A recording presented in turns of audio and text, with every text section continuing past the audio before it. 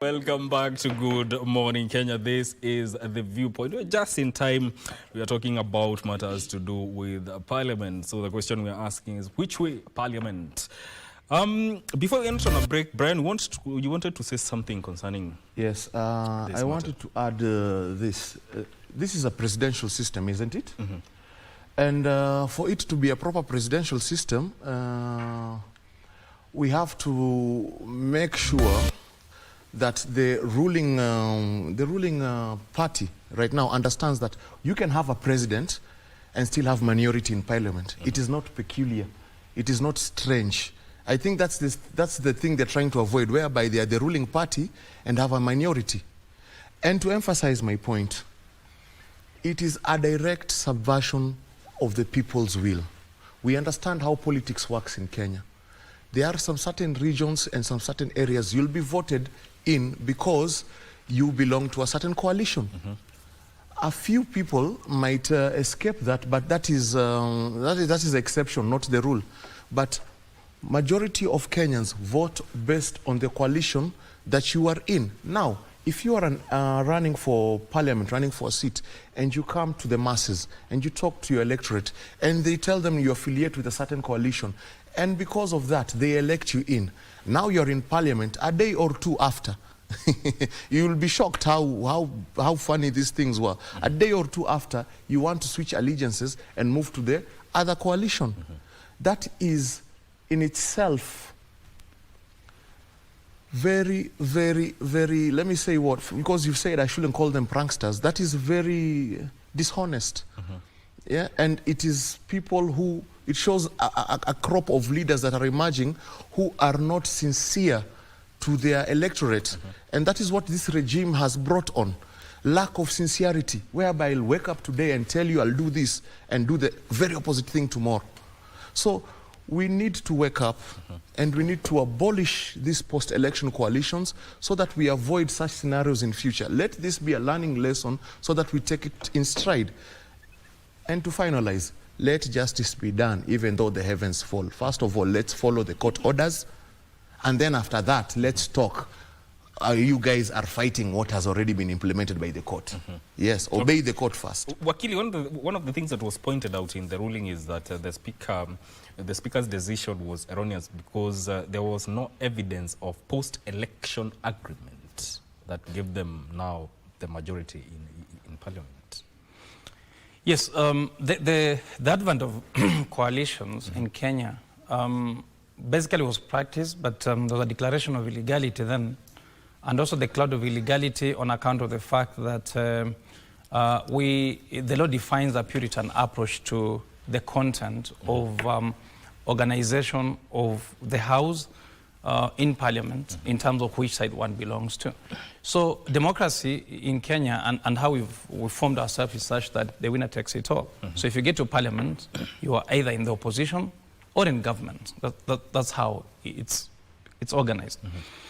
So then the definitive effect of the political parties forming themselves into a coalition was a thing that we have tried to put into law to capture how we organize ourselves in society. Because you see, what happens, like we've agreed, most political parties are ethnic based, but they're also weak because they can't sponsor ultimately a presidential candidate.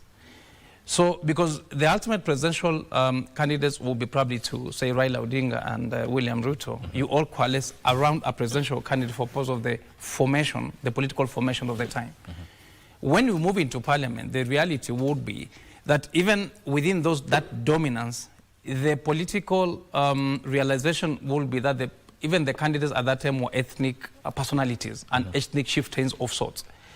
And therefore, you realize that a political party that belongs to the president probably has more traction, and the affiliation of the same mm-hmm. also has more traction in terms of mobilization of resources and access to the interests as it were.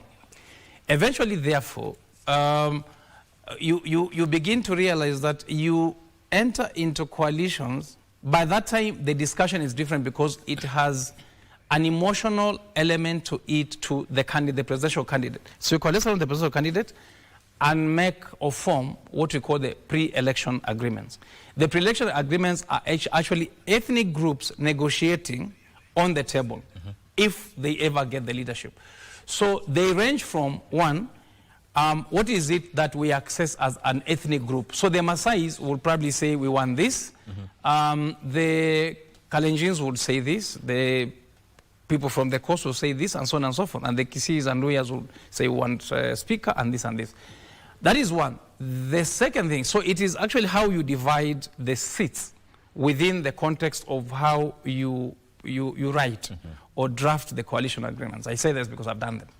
Number two is then when we get in there, what do we get as a probably an ethnic group?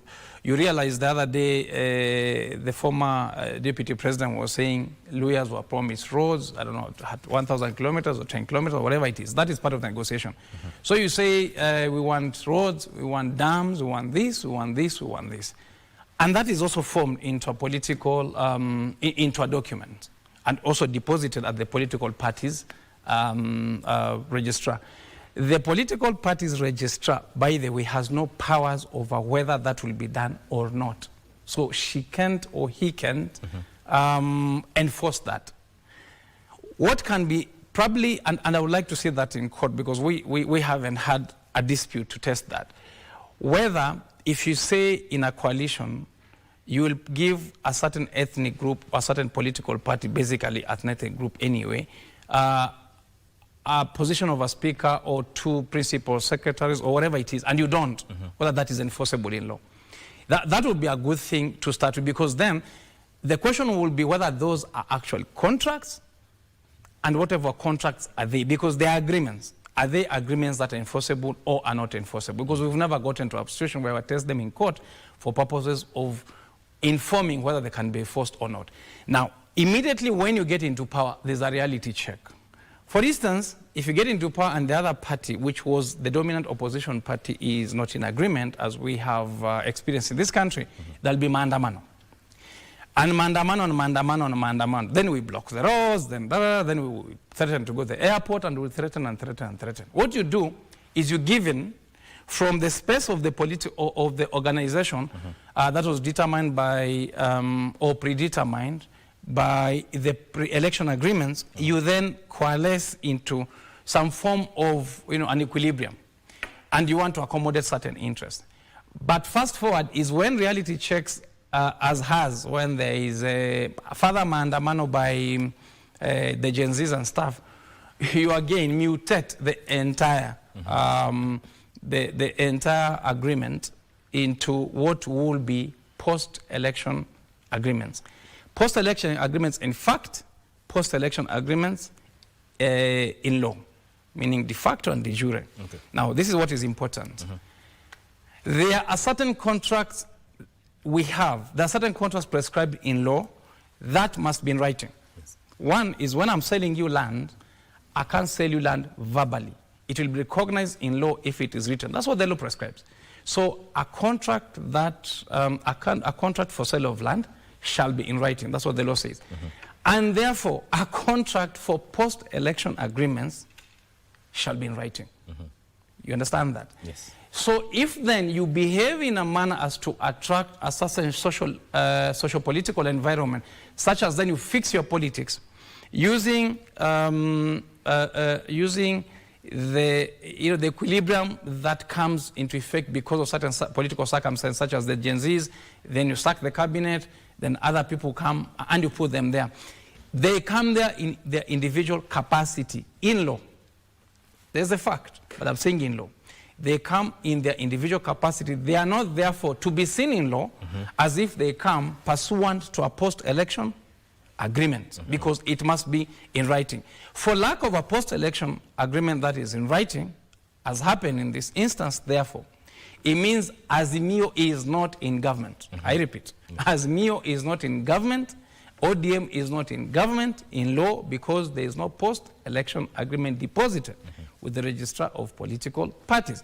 What we have is a loose arrangement not recognized by law, where then a supportive action, such as donating some people from the coalition, so as to be perceived, to be inclusive, and then the temperatures, the political decibels go low in government.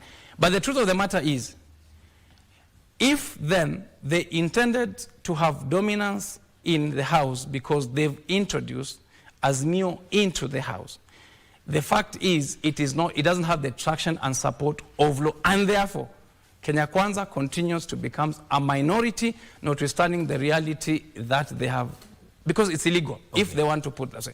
So let me conclude this way. It is therefore an act of an illegality to put Azimio members as Azimio into a coalition because the law does not recognize it. However, it is not an act of illegality if it is a loose arrangement to support probably a coalition that is disturbed by the people. Okay. Before I come to you, let me hear the sentiments of Daktari. Where does this leave the operations of government business in the House? It has always been impartial. Partial, impartial, why am I getting confused with this? It has not been, it is biased. It has always been biased, but I think this is an opportunity for them to rectify things up and make it to be constitutionally right.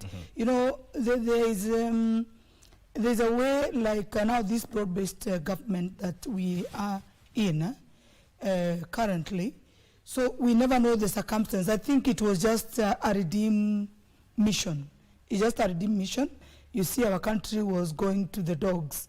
And then what needed to be done is for the opposition and the ruling coalition to at least strike a deal for the sake of peace, because we were not going to enjoy any type of peace because everybody had a very strong stand, you know, like who's going to blink next. So the best thing, let's meet in the middle.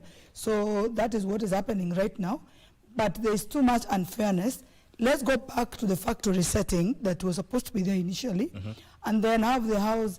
Like I said earlier, it's better late than never. We are not late to rectify things as long as we have the will. We can always, I think it's a bit frustrating for I think we're having to deal with two issues at the same time, because as a ruling coalition is a bit of an embarrassment to them that you are a leading coalition, and then it raises many questions that we do not want to ask about how did you get this leadership. We do not want to go there.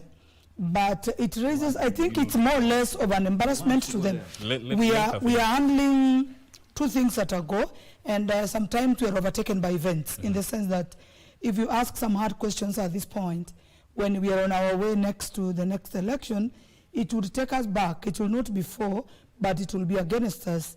So I think we're having to battle two things.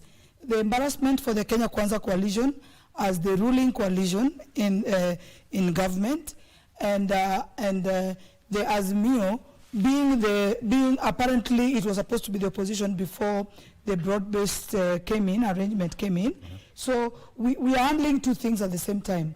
The correct answer to this is that Azimio, there are more in the House, and on the flip side, it's an embarrassment to the ruling coalition that they can be ruling and still be the minority in the House. So there are two things we are dealing with in the hidden. So that's why you see the defense mechanism for Honorable Sosion keeps on saying forced marriage, forced what, forced what. But the questions, they have to run away with these words. Yes. They have to run away with these words to suit or to justify, quote unquote, to justify the current situation. But the questions you are talking about, shouldn't they be asked so that if there is a need for interpretation of the law, we do not have such situations repeating themselves in the future?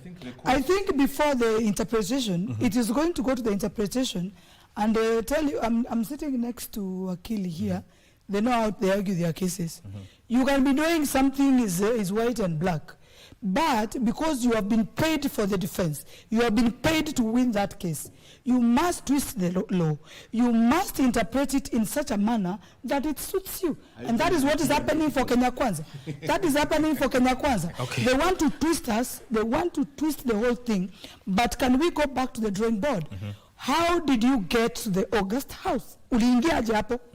When you went in the first day, you have been sworn in. Ulikuwa sworn in aje? That is what we are dealing with. Because we do not have any written mandate, anything. You know, you cannot wake up from there today and they tell me that we have a business arrangement, business contract. You are busy telling him that we have a business arrangement. Which one? What do you have to show for it? Okay. If there is any arrangement that these people move from here, any documentation, we should be dealing with it. And even that documentation will be misplaced. Because in our constitution, I don't think there is the post arrangements that come in after you get into the house. Okay. You get in as an ODM person, or you get in as an Azimio or a Kenya Kwanza. You get in, get your shenanigans there, make mistakes, don't make mistakes, go back. You make mistakes, you are kicked out, join the one you wanted, lose or win. Okay. But as of now, Yes. what are we dealing with without this mind game? Yes. What are we dealing with? Because I think we are getting unnecessarily confused. And this judgment, yes. Even me. Yes. I don't know who he means. Maybe he means Kenya Kwanza. I mean, Maybe he means when I Kenya say Kwanza. we, You mean when I Kenya say, Kwanza. no, Yeah. I say we. Ah, no. No, I'm not. Yes. I'm not. Yes. And why are we getting confused? Let me say, one, this judgment is very gray and it is non-enforceable. And Kitty here knows very well that there are some judgments that are rendered in court that are not enforceable. The best way you deal with it is to appeal against it. And then now when it comes to the institutions of this country, the executive, legislature, and the National Assembly, there's a doctrine of separation of powers and absolute independence.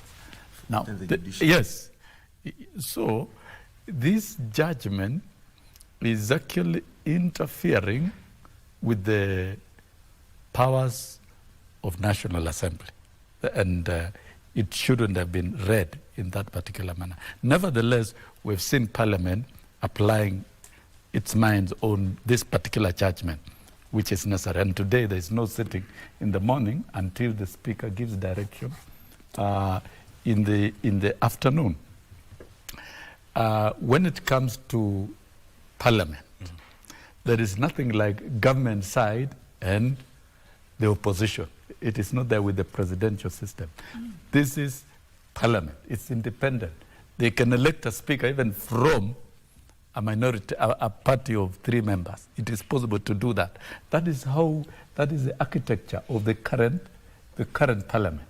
And the majority cannot remain static for 5 years. It can change from time to time, depending on, yes, it does change.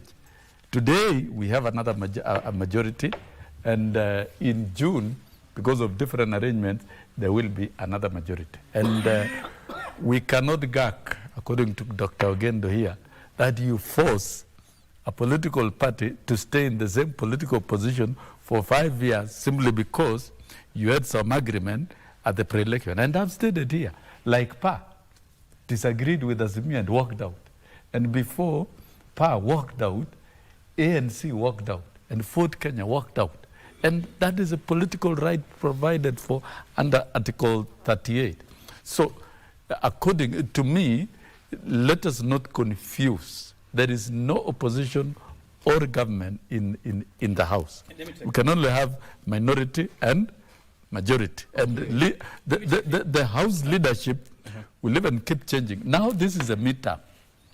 The effect of this judgment is that it is a midterm, and there is a direction to reconstitute the House leadership, the House Business Committee, and so the ruling of the Speaker today will guide on how to reconstitute the same. There are also facts of time. Broad-based government, you can't say it is illegitimate. It is real. And that alliance is real. It's real. And so, if we even talk of existence of Azimio, Okay, I won't comment so much. you'll very I won't empirical comment data so to much on prove whether that there is it does majority or exist. minority, but I'll leave that to Keith. That's what I will say. Allow me to conclude. What I will say. Allow me to conclude. Allow me to finish. Allow me. Allow me to Legally, finish. it's misleading the public. Allow me. Let him finish. I'm politically right. Whether you are not a judge to pass. Okay, finish I your know you are point. not, and you are not in the chambers of any judge. If you look at political realities, for example, Kenya Kwanza, the affiliate in Kenya Kwanza, like ANC, has already dissolved itself and subsumed itself within UDA. There are a lot of changes that have gone on.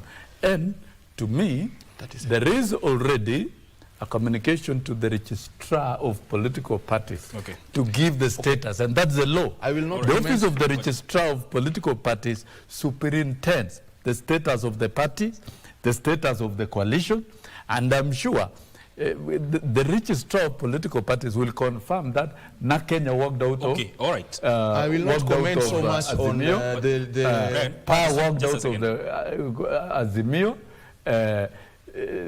Jubilee walked out of Azimio. Point made. And Point so made. the numbers Point are made, clear. Bwana Sassion. You know, we are dealing with a Point country made. where How events, did they walk out? where events and facts are How did they documented. walk out?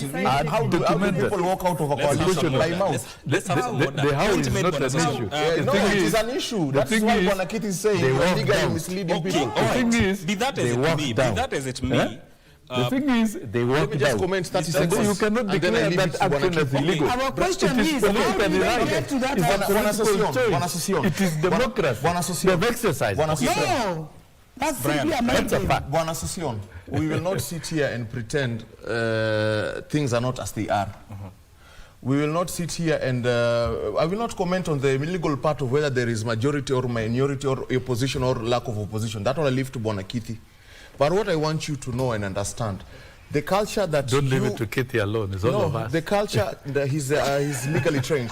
The culture that you're trying to perpetuate as a coalition of Kenya Kwanza, whereby you are allowed to switch parties without consequences, without involving the voters, and is something that shows what you guys are really made of. It is a cause from the darkest pit of hell that goes against democracy, in democracy. Kenya. We It's the right fought of so hard to people get to over choose. here. For you to speak about it so normally and say that it's political realism and that it should be okay for us to just hop over. No, that will lead to politicians like what we are seeing. If you want to get over a coalition or a party, resign. Go seek fresh mandate, come in. But what you're trying to perpetuate will not allow. Well, I'll leave the rest to Keith. If a political party has decided through its organs and walked out of coalition A to coalition B, there's nothing wrong. It's democracy. We will not allow that. There's everything wrong, of course. Don't impose dictatorship. Let me explain. Lack of Bwana sincerity. Sassion, let me just showing. I have a right of reply. The Bwana lack of Sassion. sincerity I is have a right showing, of Bwana reply. Sassion. You are not sincere Yes. as a leader. I have a right of reply. The Sassion says the decision of the judge interferes with Parliament. Of course, it doesn't. What Parliament does, it makes laws. After the law has been made and has been signed, enacted and has been signed by the president, it becomes enforceable. The business after that of Parliament ceases. The public starts to use the law. It becomes the utility. And if it is challenged, its legality is challenged in court, there'll be an interpretation by the court. And the courts have declared laws as unconstitutional, acts as unconstitutional. We call them ultra vires, we call them, all manner, but they're illegal, sum total of it. When the ruling was challenged in court, therefore the prescription of it will therefore be informing what Parliament should do. It's called oversight. So this is what happens. We have three arms of government. We have the executive, will be oversighted by Parliament.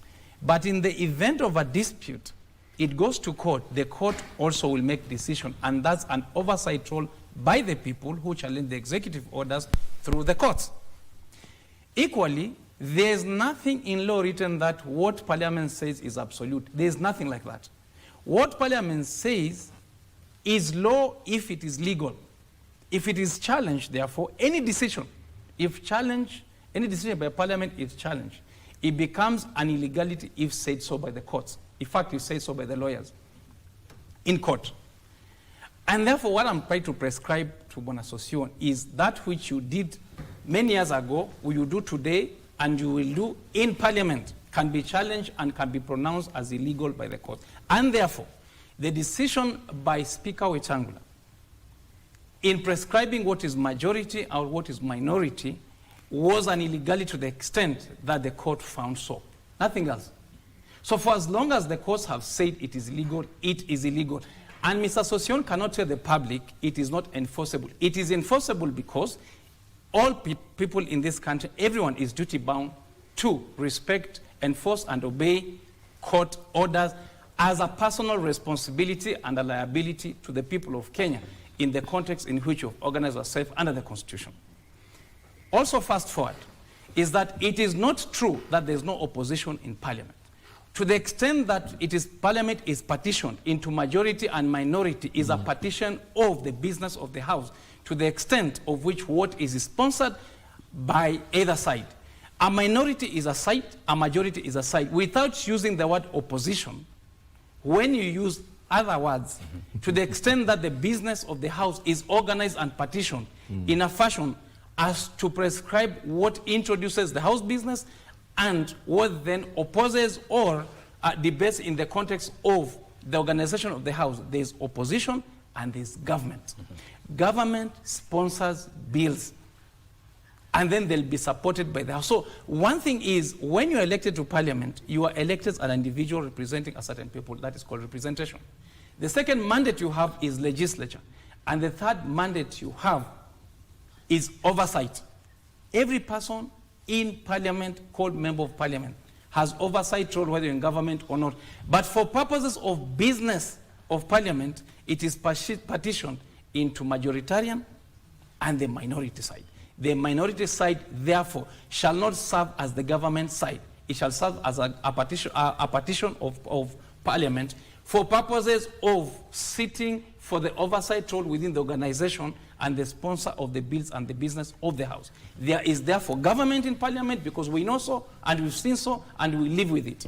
And therefore there is opposition in the House. In fact, we know who opposition members of Parliament are, and we know who government members of Parliament, those who go to State House every time to take money, to go to the State House every time to see, I don't want to get there. Go to State House every time. To sharehold. Yes, to sharehold. That we know them too.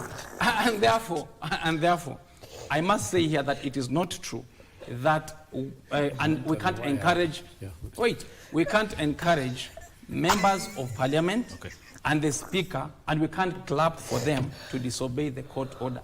It must be obeyed. And if it doesn't, we have a way out as lawyers. All right. The question we are asking is which way Parliament, and we are continuing this conversation in just a bit after this short break. Stay with us. To Good Morning Kenya. My name is Mike Migwe, and this is The Viewpoint. We are talking about matters to do with Parliament, and the question we are asking today, which way Parliament?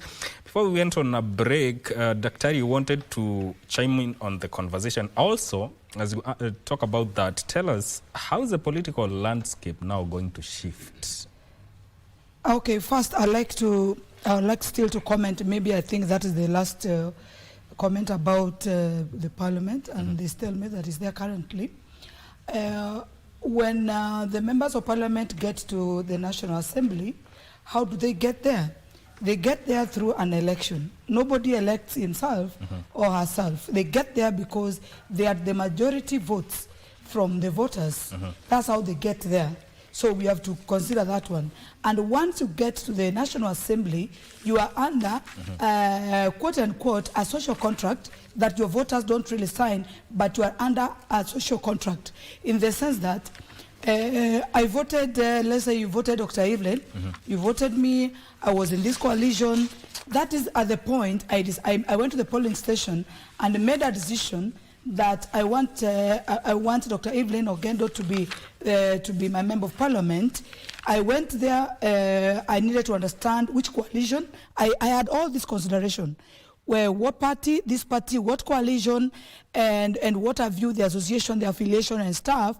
And then I put tick I put tick on Evelyn. So that is indirectly if they are going to rule against the Azimio coalition. And I'd like to correct Honorable Sosion in the sense that there is no way out you would say that Azimio does not exist. When you say Azimio does not exist, it means even Kenya Kwanza does not exist. When you say tall and short, when you say tall, it's that you have in mind there is short. So when you talk about that Azimio does not exist, what should in the same breath should be also Kenya Kwanza does not exist. Because Kenya Kwanza exists because we have Azimio. So we have to think about the social contract between these leaders who get into the house and they decide that they can make decisions. You know, remember they are representative. They are a representation of the people who voted and who did not vote. And they are pure representation of those, the majority who represented them. How did they get to that house? They got in through Azimio. They got in through Kenya Kwanza. So they are automatically answerable to the social contract with the people, their voters. And now when we talk about when we talk about now the future of this politics in this country, clearly many things have shifted. Many attitudes have shifted, tensions have shifted, and you look at the Mount Kenya was in Kenya Kwanza, and they are not even talking of Kenya Kwanza. Where the mass exodus, Honorable Sosion, you need to comment about the mass exodus of the Mount Kenya leaders who have literally who have nothing to care about Kenya Kwanza. What about them? Because that one, if we go that way, because you start telling us there are people of Azimio who have run away or who have different affiliations, quote unquote, without any written document. So you are going to also to tell us about the mass exodus of the Mount Kenya exodus from Kenya Kwanza. Where do we place that? Because apparently the language they were speaking when they got into parliament is not the same language they are speaking now. Kenya Kwanza is going to be in tatters if it is going to be like that. And then the future of this, I think we are going to come up with another, there's going to be another coalition that really represents, you know, politics is just like a chameleon. There are no permanent friends or permanent enemies. I believe the enemies have joined. The enemies are now friends. And you see, when enemies are friends, that's a very strong coalition that is going to come. So there's going to be a major earthquake for the Kenya Kwanza, so to say. You are going to see unfamiliar faces be starting to become familiar because of the falling out from the Mount Kenya. We are going to have so many casualties, and now that is heading to the 2027 election.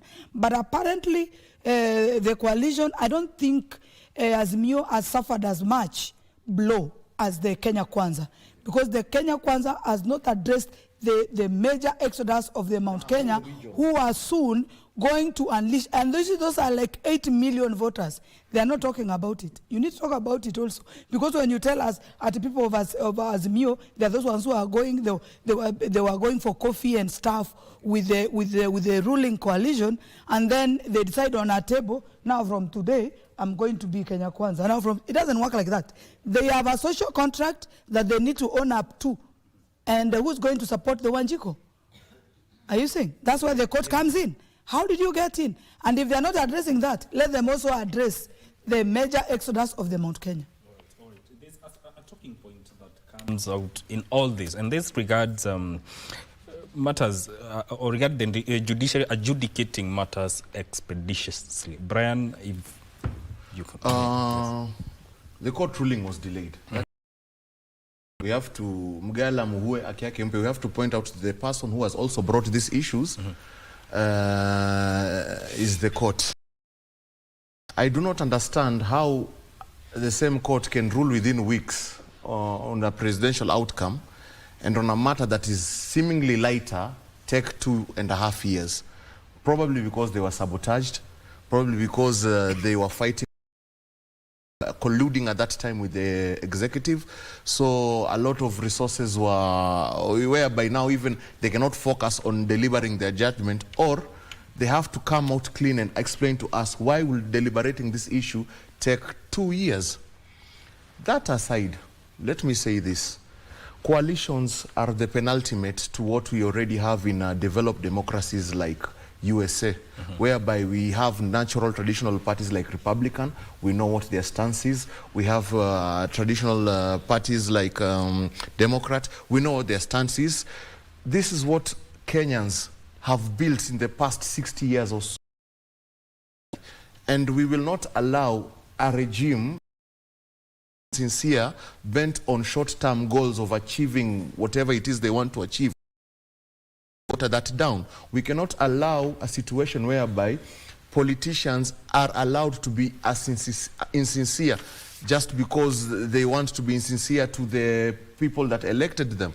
We must have ruling or leaders that are based on some sort of structure.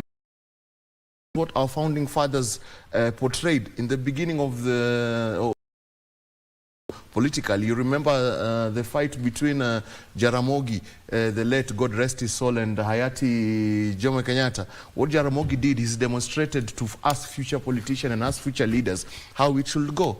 Now, we will not go against that spirit. Kenya has come a long way, and we are close, getting very close to whereby we have a political situation like that in developed countries like USA. Lastly, I'm going to say it. Since it is a presidential system and you're emphasizing, presidential systems all over the world, this is not the first one. It is not unique for a ruling party to have minority. And since we are already broadly based,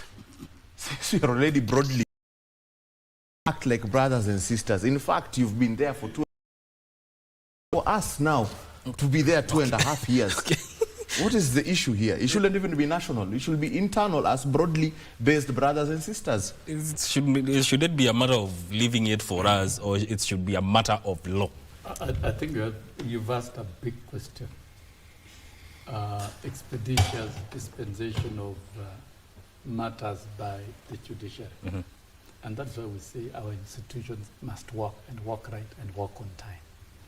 If this judgment was rendered early enough when the dispute arose, then probably we could have had a different view and rearrangement of the House.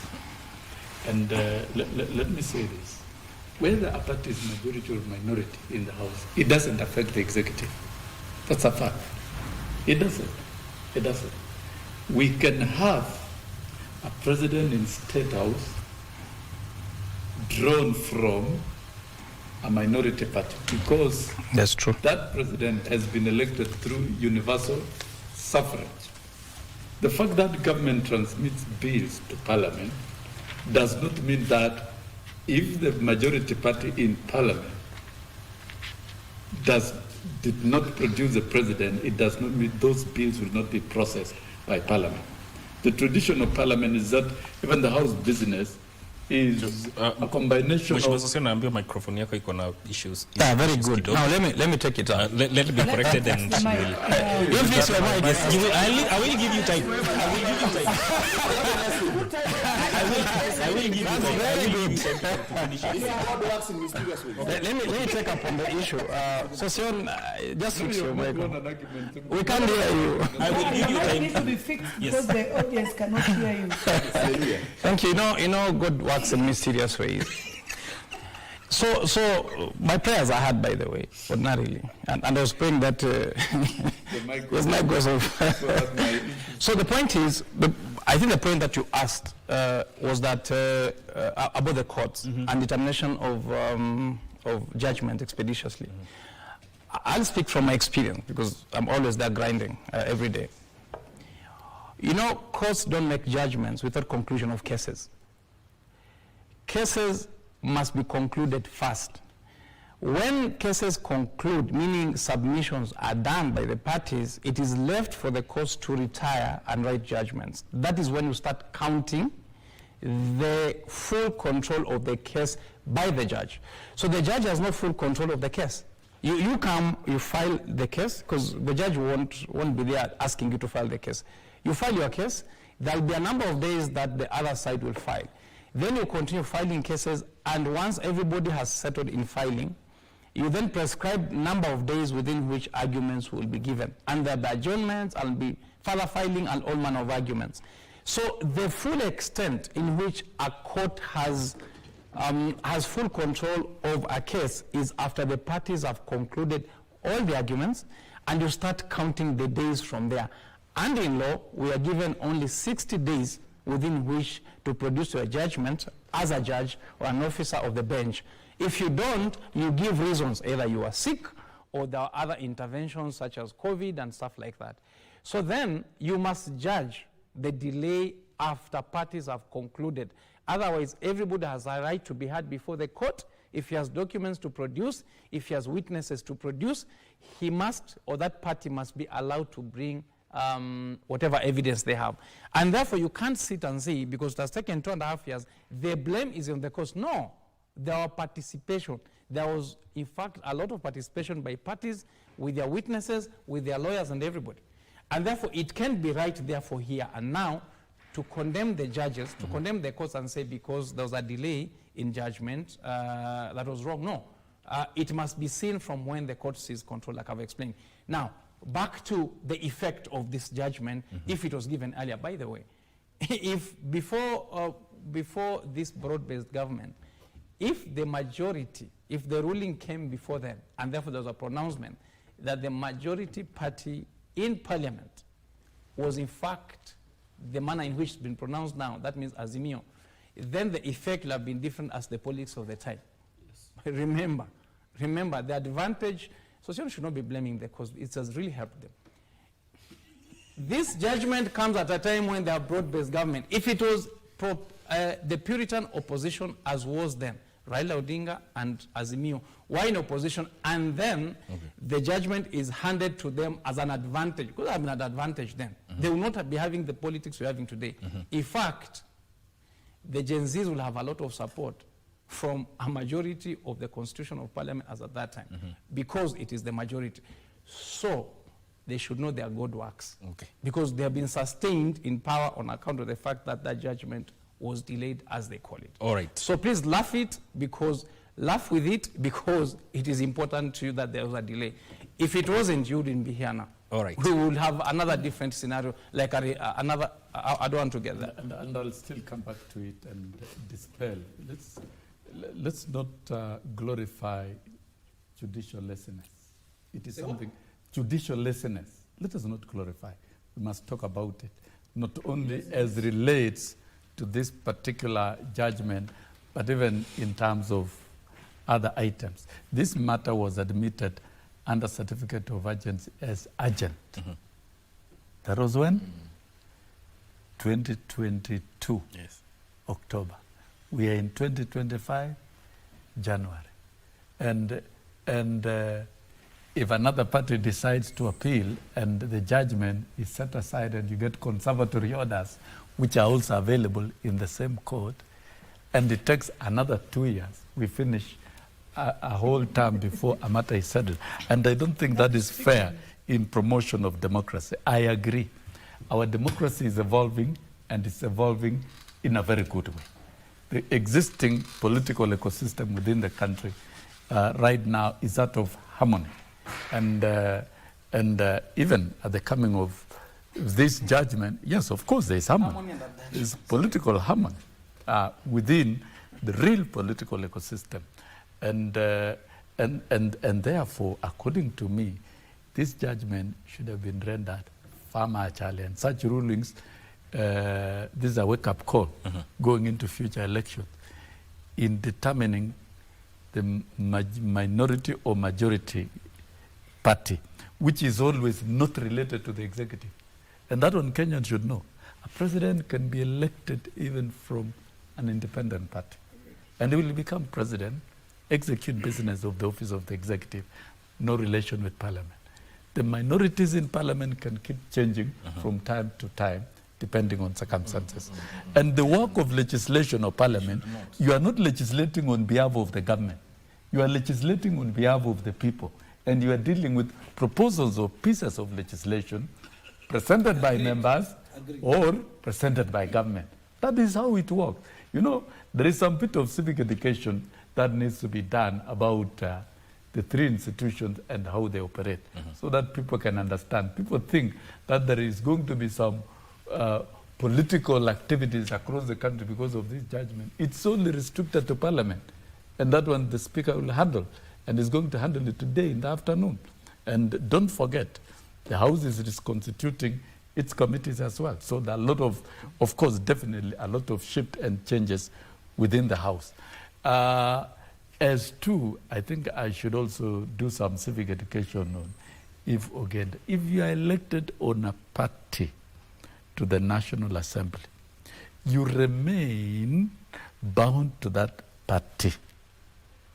Whereas you can exercise personal democratic decision to defy the party stand. That one, nobody's going to, you can be disciplined by the structures if so. But if it is taking decisions and votes in the House, nobody's going to punish you. We have seen in UDA some members who have taken a divergent standpoint from the beginning and they've never been touched. Like voting, yes. Yes, like voting, you can't be touched. It becomes a democratic right. So when you try to impute about the feelings of some MPs of Mount Kenya as relates to impeachment of Rigathi Gachagua as another shift. That's a big shift. They remain members of UDA. Far from it. Let me They are answer members of from UDA. it. Far from it. Let's It's stop. not true. It's But- me. I think It's it's my touching turn. me. When it comes Let- to It's voting touching in the me. House, I think So it's let my me turn. answer you. but when okay. it comes to voting in the House, I think they it's can my- vote It- No, it's in a way directly in touching which it's my me. turn. they wish. No, no, no. He says I need civic education. I don't need I it. think it's my turn. No, Just a minute. I've given you some bit of civic I education. need your civic Because education. I'm sure it is on according pro to bono, the but I records, don't need it. according to the records in the office Bwana, of the No, registrar there are of no my turn. records there, but I will if give you you want to time. believe Members it when of they work for UDA you, remain you have not members of commented very well about UDA. the major exodus. You said many members who were in Azimio walked out on Azimio Not after they went to members, the Parliament. parties walked out. What- The parties walked out. How did they walk If out? the party does not Did they work out, formally do it on Yes. a document? like PA, That document was not produced. like It was not UDM, produced yesterday. UDM It was as a not. party, That document was eh? not. And then when you say MCC, Okay. the Let- member let- of let- PA is let- here, you let- confirm let- and tell ourselves. But this is my turn, eh? You can't no, lie. this is just a mind game. Let's have some order. Let her respond. So let us separate. Let's put off his mic. Wait. Let her respond. Please, your mic, you need to fix it. Let her No, respond. I think it's my turn. Yeah, Before she you need to responds, fix your mic. Uh, What I am saying, I'll when forget you my get point. into- when you Wait, get wait. elected, and I said clearly, there's nobody who elects him or herself to Parliament. There's nobody to the National Assembly. So it means when you are getting, that is falsehood. That is political conmanship. pranksterism. Yeah, that is trickery. Why do you trick Mama Mboga? Why do you trick the voters? Because when the time I'm making a decision that I'm going to want you to be my governor, I want you to be my senator, I want you to be my member of parliament, I make several considerations. One of them, do I affiliate myself as a voter? Do I like this coalition? Yes, I do. Which one is it? Azimio. Do I like this party? Yes, I do. Which one is it? ODM. So I go ahead and put your tick. So it means you are silently in a social contract. Yes. So you cannot go there and then you are supposed to represent me who voted you with my views. And then you go there and start having independent views in the house, which you do not elect yourself, and then make decisions that are selfish, and then you want us to make decisions based on the decisions you made after you became selfish and To greedy. add. We are not going to do that. Okay. So who's going to support the Wanjiku? So when we talk about that, when they say that, and they are not addressing very well, fine, if that is the situation, those are a few members of parliament who may have worked from parties, who may have worked from Azimio, but working, physical working, not working on paper. And then what can they say about the major exodus of the Mount Kenya members of parliament? What can they say about it? Please, I will give you time. Let her finish. Yeah, what can they say about it? Association. Tell us, the people who are in Kenya Let me Kwanza, answer. now they are not there. They are very many. Before you answer, What do he you had want to something say to say to what you said. Let him respond, then you answer. You have to say about it. First and You cannot foremost, give first and utterances foremost, when it works for you. we are not going to normalize political insincerity. That is not what true strong nations are known for. I'll use an example again of USA. People vote for you whether because you're either a Republican or a Democrat. So when you take it back on a micro level in this nation, that is the coalitions. people vote for you because you're in a certain coalition. It has to be understood that what is the solution to all of this then? For us to curb all of this, I think, in my view, to which I'm entitled to, is that we should rewrite these laws and abolish post-election coalitions, all in all, because of the insincere minds that we have witnessed, whereby coalitions will be determined during election, and they will be static and will be cast in turn until the next 5 years. That is the only way we can shape this beautiful democracy that we've been chiseling for the next 60 years. Or else we risk people like Bwana Sosiona and Wetangula coming and chipping away, whereby they'll allow politicians and leaders to be insincere at will, to just now, for lack of a better word, prostitute yourself to the highest bidder. Because I'm now in with, for instance, I come in with ODM, Dagoretti North, and then as soon as I'm in, they give me 57 million, I'm out, I'm in UDA. What is that now? That is subverting the will of an individual, of the masses as an individual. I do not know why, for heaven's sake, you will find that okay. How do you sleep at night? Don't you even have respect for our forefathers and ancestors that have contributed a lot to this nation, people like Masinde Muliro? Don't you now have respect for their work and continue that work over there? So I say, let us move to abolish post-election coalitions because of the insincerity of the current crop of politicians and any future politicians, so that we will have political sincerity and eradicate political prostitution. That's my final. Yeah, so two things from the response. One, about individual decisions of a member of parliament is different from collective position of a party. Collective position of a party and entering into agreements by that particular party organically and legally shall bind the party, and that is what will guide in determining the numbers. So let us separate collective position of a party and individual decisions of a member of parliament. They're separate. So that then the shift by power was not shift by individuals, but shift by the organ of the party. The shift by Mandeleo Chapchap was not shift by individual members of Mandeleo Chapchap, but shift by the party. And the party is made of individuals. No. So all those individuals the party is an organ. No. Let's separate. No. Yes. Okay, allow me. You will not hide, Bana. No. Allow me to finish. You had your turn.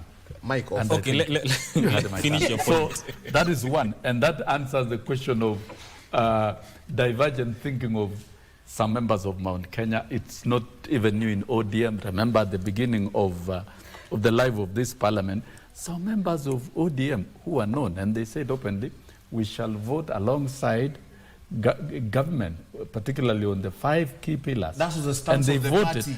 And they voted in the House despite the position taken by the party. When it comes to voting on bills and motions in the House, there will always be a party position, but that does not Have bind you seen what has members. happened to those who did not vote? But that does not. Ask Babu. Let him make his point. Wait, that is hooliganism. No, you did not vote. You also You cannot support the let's party have some position. order. You see what we In do today. allowing, Let's have some order. Let's have on some one order. hand, you are saying parliament is under capture, and when members exercise their own personal independence, No. then it becomes If you defiance. go against the party, we Now, will punish you. that Ask one- Babu Owino. That one I've answered. Yeah. The other question, You can't be the only one in that you Jerusalem. want to force, once the pre-election agreement are entered, then those pre-election agreements remain binding until another election. That is dictatorship. No, and it is that is governing sincerity. the political ecosystem that exists. So you must allow room for variation of position. It's democracy. My position today may not be the same position tomorrow. I fear that and you must allow me is to seeping exercise into the my masses. democratic Dogo, right. let me say something. And you see, Bwana the Sosio. fact of the That matter is, sincerity has the seeped into the political masses. What is parties disturbing act. us as a No, nation now? I'm answering you. I learn to will listen. give you a You chance. learn to listen. And there is a lot of wisdom when the legislators casted in the Political Parties Act that there shall be pre-election agreement and also post-election agreement. It is there. The law allows. And If you want to remove one of them, then you can't remove and leave the other. You have to remove all of them. Because we are in a unique political situation as a country where coalitions is a practice.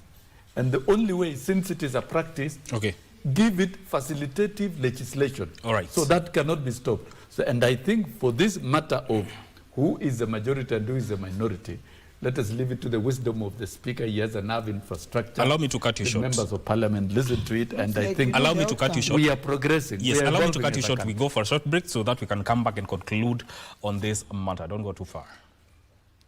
Due to KBC Channel 1, and this is The Viewpoint here on Good Morning Kenya. My name is Mike Migwi. We are talking or asking the question is which way Parliament? And before we went on a break, Brian wanted to respond to what Sosion had said. Yes, Bwana Sosion. You know, people like me who finished Form 4 in 2005 also, we were taught by Bwana Sosion. So first of all, much respect, but I have to call you out, my great sir. Number one, you've talked about individuals superseding the will of the party.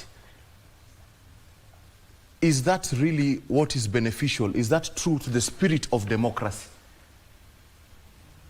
That statement itself, we must understand what the spirit of democracy is, that we want as many people as possible to be agreeable to what we are doing.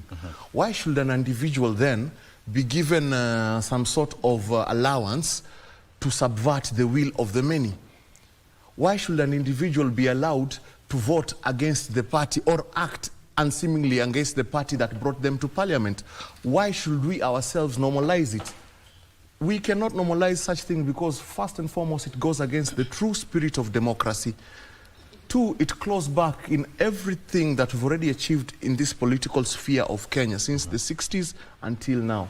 We are now, let me say, the penultimate, whereby in future, if we make the right laws, we will have either two major horses, whereby everybody will align to this party and everybody will align to this party. That one will eradicate the politics of today, whereby we align on personalities.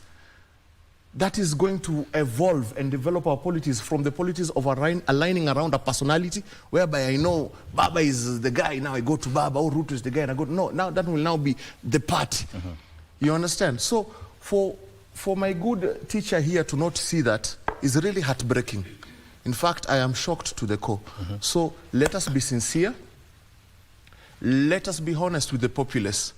Let us end, for lack of a better word, political pranksterism. Let us end political prostitution, and let us remember all that has been put in by our forefathers, Masinde Muliro and the likes, to get to this point, for us to just allow a single regime to take us back another 40, 50 years. Okay. That will not be allowed. All right. Wakili, let's say this ruling is implemented. Does it affect the legislative decisions that have been made by Kenya Kwanza as the majority in the last 2 years? No, it doesn't. It doesn't, because the presumption in law is that a decision of parliament is collective, in the sense that it goes through the processes and there'll be participation of parliament in terms of the debate, the canvassing and all, and there'll be voting. And eventually a legislation is passed, a proposed legislation is passed or not passed, depending on, obviously, the participation of parliament and its procedures. As to introduction of the business of the House, which probably will be the main issue there, and the organization of parliament, I do think that a pronouncement of what would be majority and what would be minority in parliament does not take away the fact that a business of the House was introduced in the platform of the House for purpose of debate. So the eventual would be that provided business of the House does participation and not exclusion of any formal pre-established norms of the House, including standing orders and the law, and that it went through all the processes, then the legislation, the piece of legislation would continue to stand. What, however, I think would be important is the imaging, the political imaging of the Constitution of Parliament in that respect. It will be very important to see the reaction, because you see, politics is optical. And therefore, what happens in the House in terms of who has majority and who doesn't have majority becomes important. I have seen people, like I had the arguments yesterday, people saying, oh, this seat is warm because obviously it comes with more power. And that's true. The attractions of power are more in terms of what circulates and attracts the power of a majority to that of minority, and so on and so forth. But I want to weigh in one thing here, which will never be settled.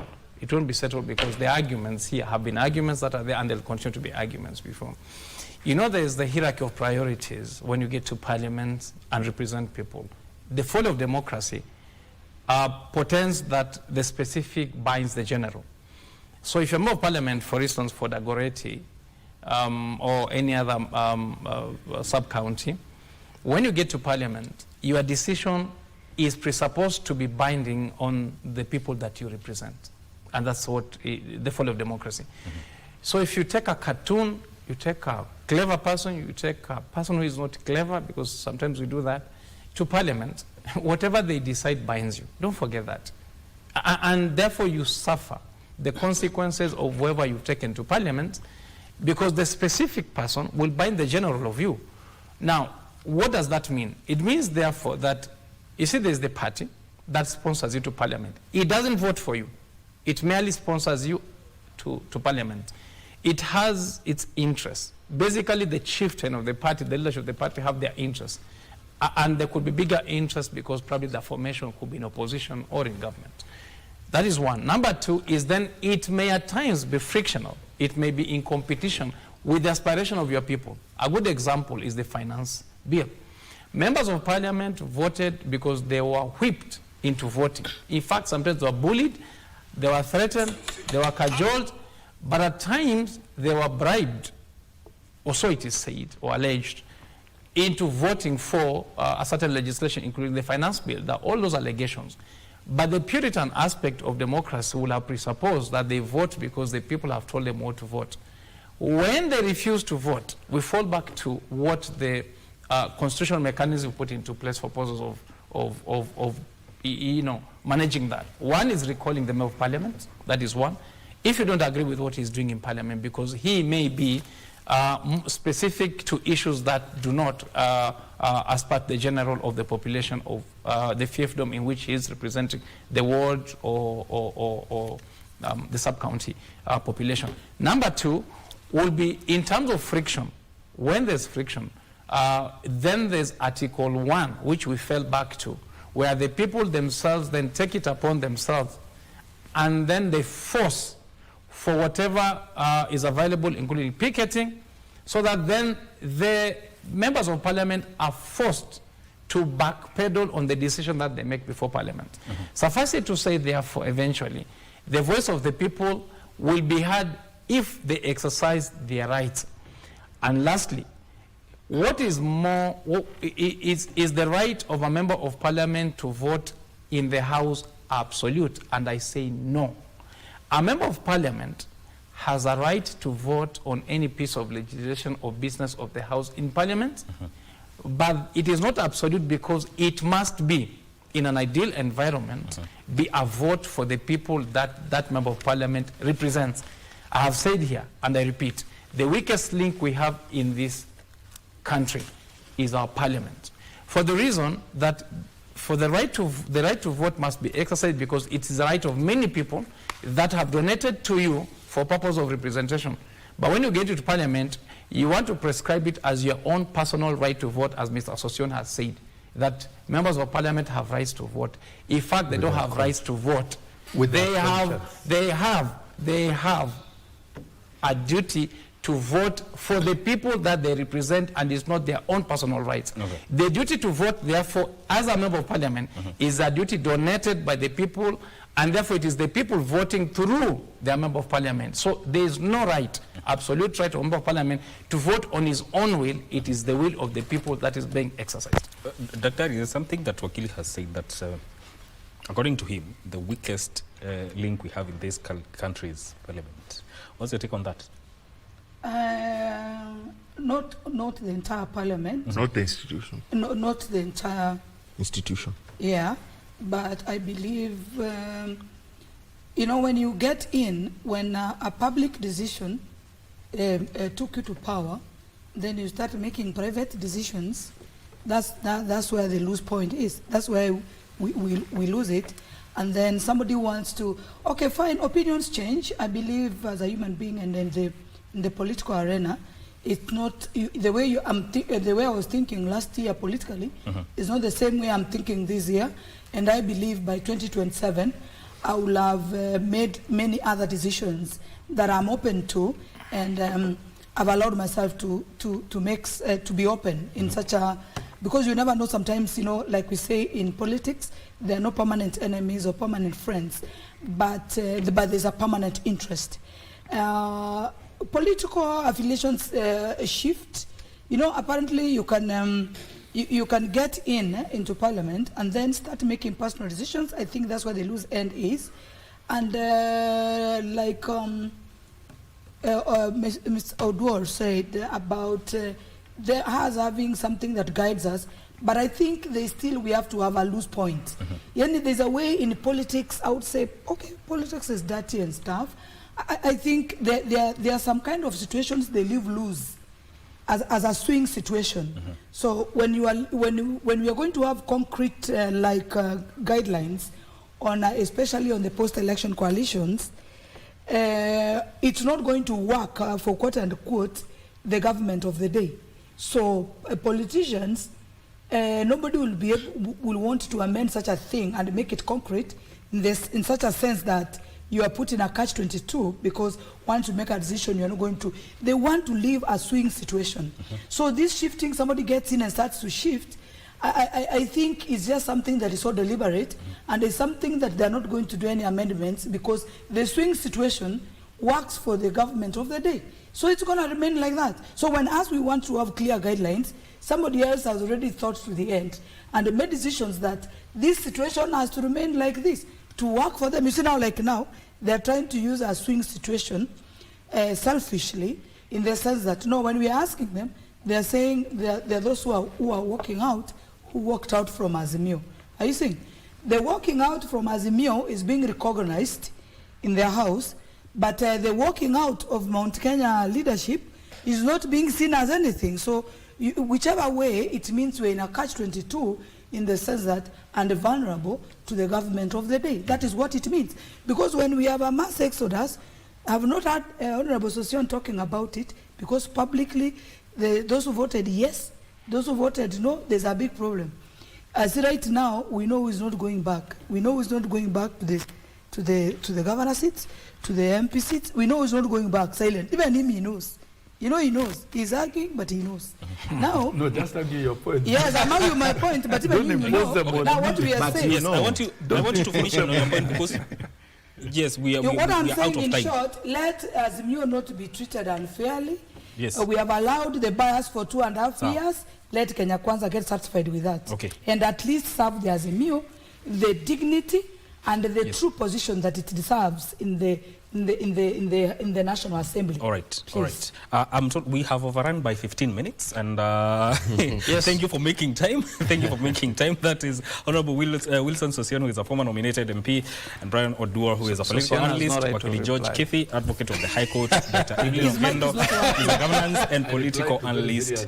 I won't have time to give you to make your final submissions, but no, we are out of time. We are out of time. This is where we end this conversation. My name is Mike Migwe, and thank you for tuning in.